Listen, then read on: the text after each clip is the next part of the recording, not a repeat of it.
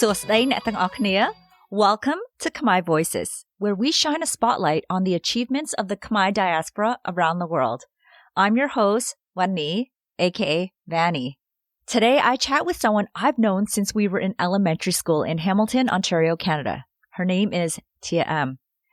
Thea earned her Bachelor of Science degree in nursing from McMaster University in our hometown, Hamilton, Ontario, Canada. And she's a registered nurse now with 19 years of experience.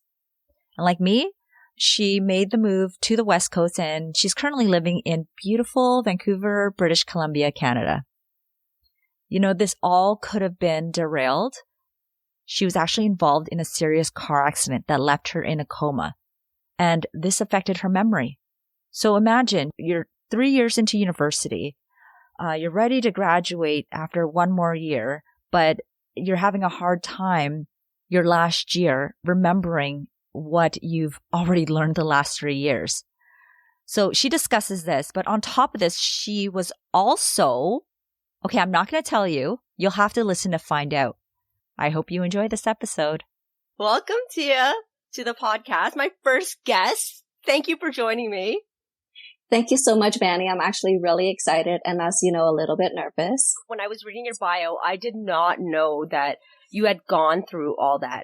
Could you tell the listeners more about your story? Maybe not the exact bio, but, you know, when you came to Canada, if you were born in Canada, maybe mention your family growing up and how you got started as a nurse. Sure. So I moved here in 1985. I was a refugee from Thailand. My family lived through the war, and I was born in a refugee camp in My Road. And then I was about 5 years old when we came to Canada. We grew up very poor, right? So I didn't have a lot. My dad and mom was making, I think, $5 an hour, like very minimum wage. They were doing like odd jobs just to get the family by. As a child, I always wanted to be like a perfectionist. I wanted to be the best at everything. I had to have straight A's.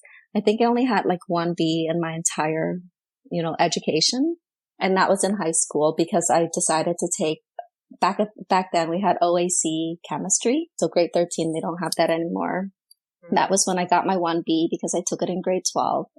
So, as a kid, I was just a real like go-getter and always wanting to achieve and to do more. I actually didn't want to be a nurse. At the end of high school, I decided I'm tired of being perfect in everything. And I told my dad I wanted to become a hairdresser. and then he's like, you can't become a hairdresser. He said, you have to go to university. And I said, okay, well, let's compromise. What if I went to college instead? Because back then, I've been a nurse for 19 years now. So back then we had 2 separate streams. We had Mohawk diploma and then we had McMaster degree. And my dad's like, no, I'm only letting you go to university. So he sort of pushed me to apply for nursing. And I only chose that so that I could, graduate and be able to work, because I think at that point I was really tired. And so, yeah, that's how I actually chose nursing. It sort of landed on me because my dad pushed me to it. Did you always excel in the sciences? I excelled in everything. I was a really smart kid. No, you're like the model minority. But it wasn't because my dad pushed me or my mom. Uh-huh. It was because I really just wanted to be the best at everything. And I had really good friends who were also super smart. Mm-hmm, and, I couldn't let my friends all have straight A's and not me, right? So, yeah.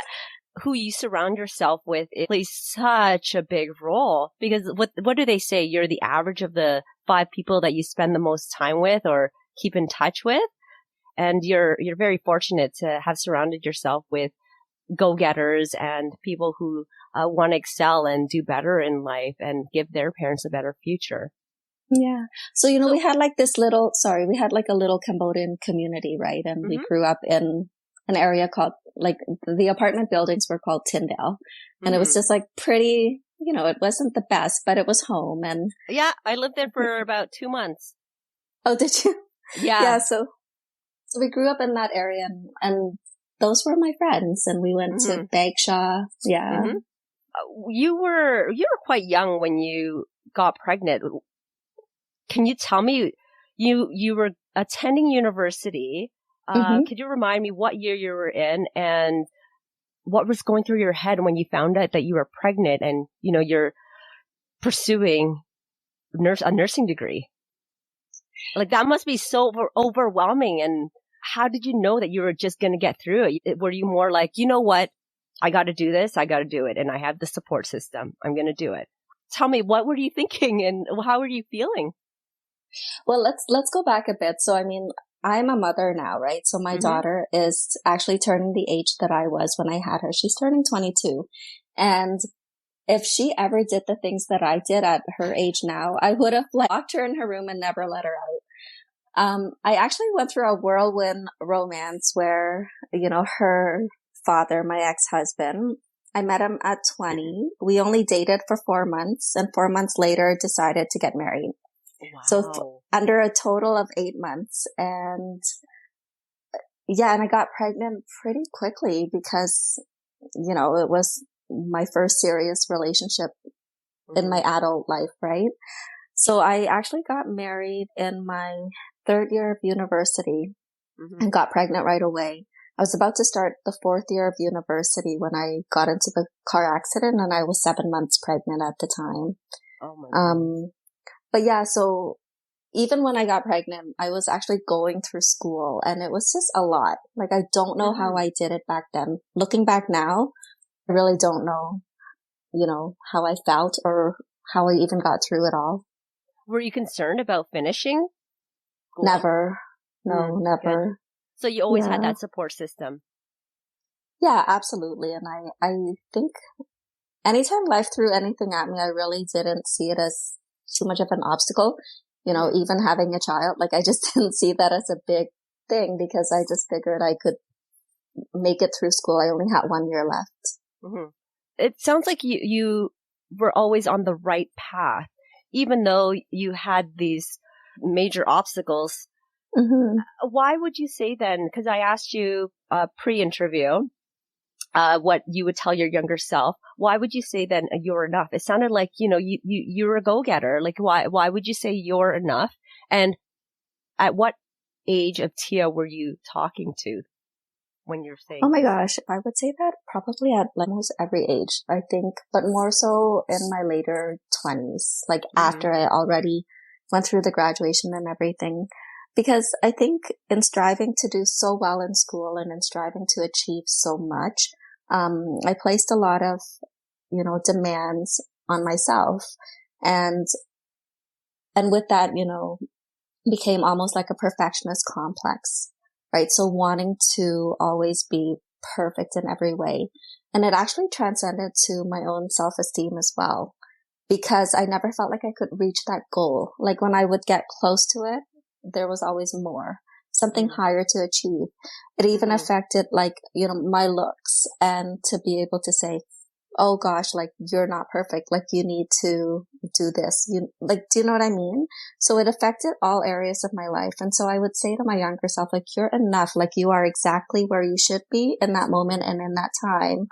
And I think it was like I would say through every stage. There's really not really one specific age. Wow, that's amazing.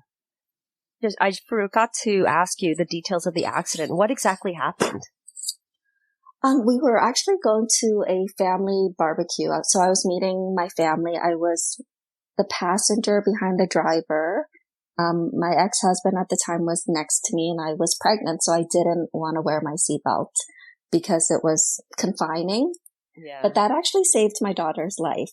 And the driver, he did that emergency pull, where you do a sharp turn, and it slid on gravel, slammed into a telephone pole that broke. I was lifted up. My head crashed into the door frame. My ex-husband went to put his arm to stop me from flying. So my daughter, luckily, because I wasn't wearing a seatbelt, lived through it. But the impact of his hand caused my lungs to collapse. I had just enough to keep me alive, like with breathing. And then, so I did suffer from some brain injuries. It was quite a traumatic accident. I was airlifted to the Hamilton General Hospital, where I was put into a coma for 2 weeks. Thankfully, the person, there was one witness to the accident, and, it's like a little country road, right? And she happened to be a doctor. So I often like get shivers and think, wow, I think she was my angel, right? So she came and she took over for the situation and had me, looked after right away. Yeah. Wow. How did you persevere through all that? It was really hard because when I woke up from the coma, like there were moments of wakefulness, I guess, because it was an induced coma to let my brain rest, right? I had several hematomas, contusions, and some small bleeding in the brain. Uh-huh. The doctor said I shouldn't have functioned as well as I did afterwards because most people with less damages were actually like bedridden.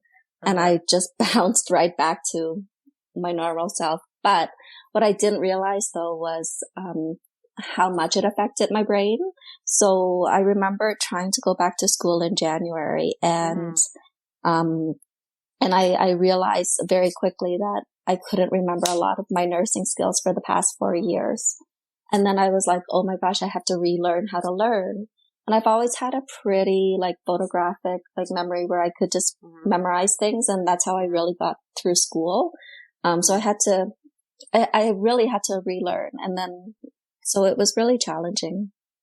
It wasn't easy. It took me several years to actually push through. And I had to give myself permission to not be able to go full time because I was trying to go back to school to finish that last year full time. And I learned to just spread it out. So I did finish a couple of years later, but I finished. But, I think there's a lot of factors to like recovering.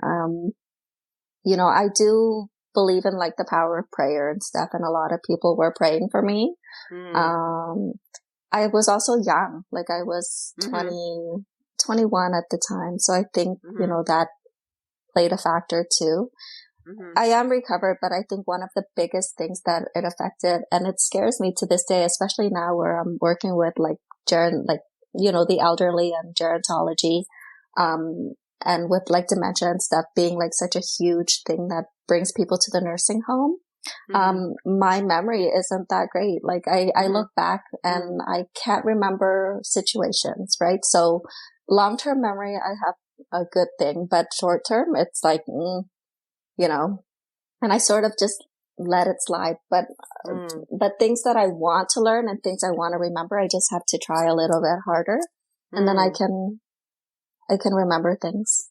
Sometimes I try to remember things that happen and everyone's like, oh, Tia, remember this? Like this. I was just like, yeah, but I don't really fully remember it, but I'll remember, it's interesting because what I will remember is how I would feel in that moment. I might not remember like the full circumstances, the full details of what happens, but I'll always remember how I felt. Yeah. I just want to go back to your crew, how you were surrounded by ambitious people. Did you look up to anyone professionally or even personally when you were growing up? I always looked up to my dad, my mom and dad. Like, I just thought they tried so hard. Like I always knew how much my dad worked for the family, even at a young age. Like we were all really self-aware. We were all really aware of our situation and we knew that we didn't have a lot, right? But we never felt we lacked anything. And I know that it was because of my parents. Like we lived in a poor apartment. We didn't have toys. We didn't have whatever.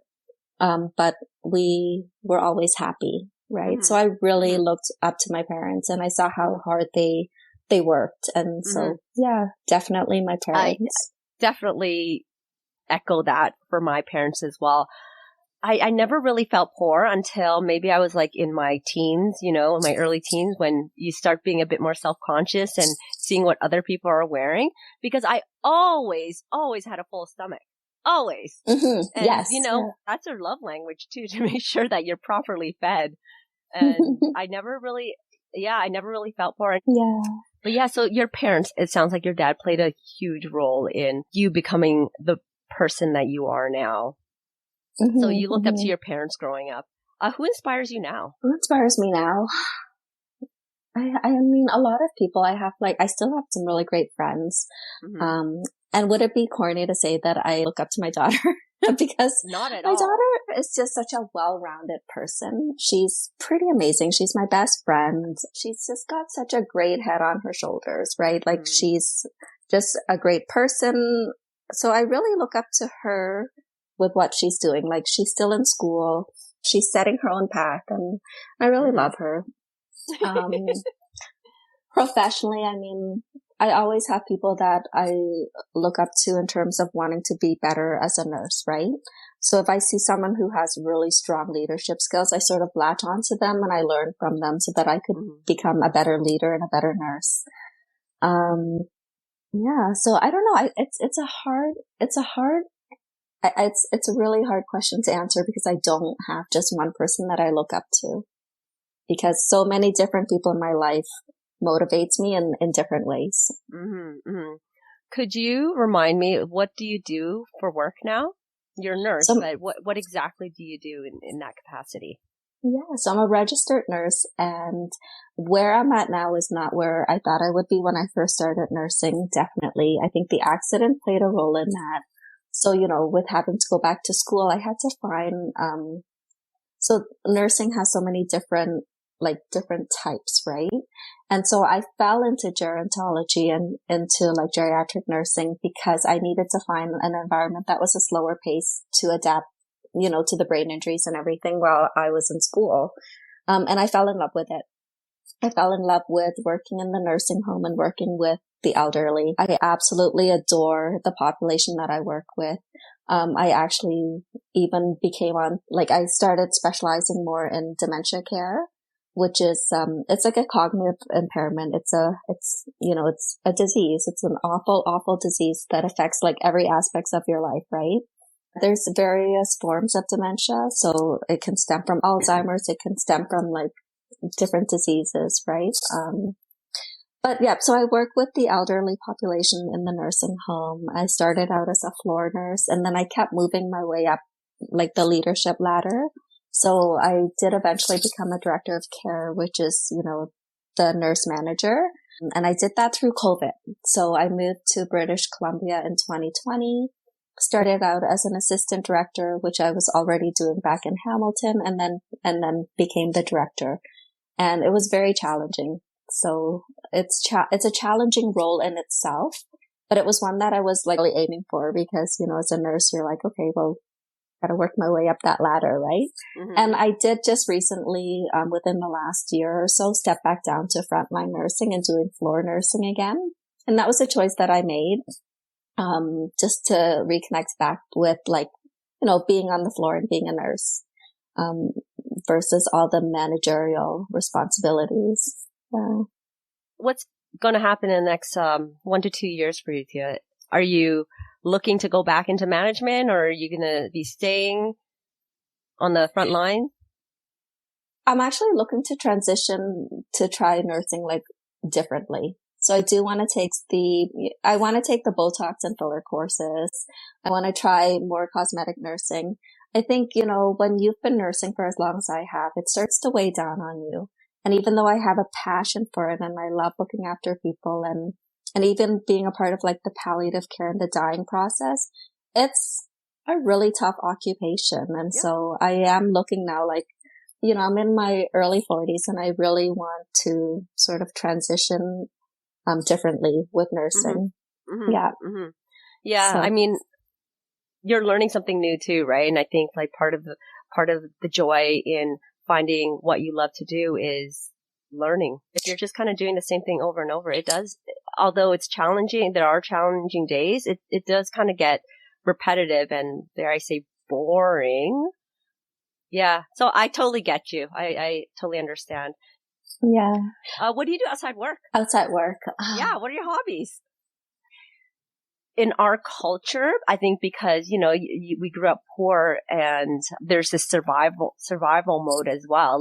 Your time has to be monetized all the time. I feel very privileged right now that I don't have to worry about, having to always monetize my time. So I just want to know from your end, what are you doing for fun these days?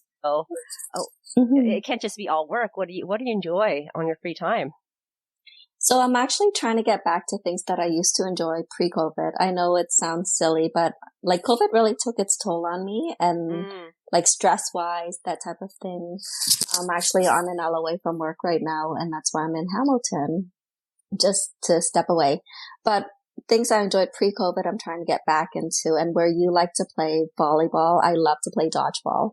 I'm actually trying to get back into that once I get back to Vancouver. It's a huge, huge goal of mine. I love it. I love playing dodgeball. It was such a great way to stay active, to meet new people. I love bike riding. I also love to read. I read a lot of like, more fiction than nonfiction. I like to escape right into like fantasy, romance novels. I love, going away.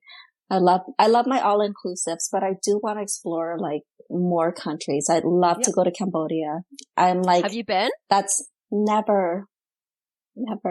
Yeah. Did you always know that you were going to lead a comfortable life as an adult? I guess yes and no. I always knew that I would be successful and I would not like settle for anything less. I think also like the way that we grew up, motivated me to want to be better. So mind you, even though we were never without food, without shelter, without love, all that, I've always wanted more for myself. So I knew that I needed like a career. I knew that I needed something that would provide for myself, you know, and then also like at the end of my nursing, like when I was finishing my very last semester, my ex-husband at the time left me. Right. And so I was going through a devastating divorce too. And then now I'm thrown with the task of being a single mom. You know, that's another story for another time. But really at that moment, I always knew that my daughter, I would never raise my daughter with her wanting or needing anything. So yeah, I mean, I don't think I would ever like, but even as a child, I don't think I would ever imagine myself not ever succeeding to give myself that comfortable life that I knew I deserved. So one last question. What's one or two things that you want listeners to take away from your story? Okay. To live authentically, because if you live authentically as yourself, and you're doing the things that you want to do for you, it'll make you happy, right? Yeah, you're enough. Yes, you are enough. Oh my gosh, please appreciate every moment, because I'm now turning 44 in a few weeks. And, you know, I look back to when I was like 29 and always thinking I wasn't enough. Or when I was 35 and thinking, oh my gosh, I wasn't enough, or I needed to be better. But had I just enjoyed myself, you can never go back, right? But had I enjoyed myself, and my life in those moments, I think it would have made a big, big difference. So, yeah. And I was thinking about us, Danny. So we, even though we were not in the same circle of friends, but we grew up we're basically the same generation, right? So we have our parents who came here as refugees, and then we came with them and we grew up in Canada, but we weren't Canadian born, you know, and then we all have children now, and then they're now that next generation. And it's just really, really interesting to see, because like, it's just interesting to see how like it's evolved. Do you know what I mean? I don't know. I just find it fascinating. And I think this podcast that you're creating is wonderful. Well, you know what? I want to, sorry, go on. No, and just speaking up for like the Khmer community, and I don't think it's out there enough, right? Yeah, I want to celebrate Khmer people, because one of the things that I found growing up was that we were always associated with the Khmer Rouge genocide, which, you know, it's a large part of our history, but I want to highlight the fact that we're so much more. And, you know, we grew up poor too, and we didn't really have like Khmer people or like Southeast Asian people to sort of look up to and to aspire to. And I feel that representation matters. I mean, it's easier now than when we were growing up. To see successful Cambodian people, but I want people to kind of like learn more about the story and not just the surface of it, because on the surface, you made it look easy. Oh, thank I did you. not know. It definitely wasn't easy at all. No. And that's the thing. Like, I want people to identify with your struggles as well and be like, you know what? She did it. She conquered all that. And now she's living the life. So, yeah. And, she's still discovering who she is, even at 40. Like, even if you're lost at 40, like, don't fret. If you're lost at 30, don't fret. You'll keep reinventing yourself. And yeah, I think you're you're an awesome representation of the sort of person that I want people to see on this podcast or to listen to on this podcast. Oh, thank you so much. That really actually just hits it right there. It means a lot, Danny. Thank you so much for listening to the first episode of Khmer Voices. Thea truly is an inspiration, having grown up poor and facing significant challenges while studying to be a nurse. Now, she gives credit to her family and her friends, but as you may have just gathered, she is a model of resilience and believing in yourself. Thank you so much for sharing your story and journey, Thea. Everyone else, if you enjoyed my chat with Thea, please leave Khmer Voices a review and share this podcast with anyone you think would love it too. Some awkward chan.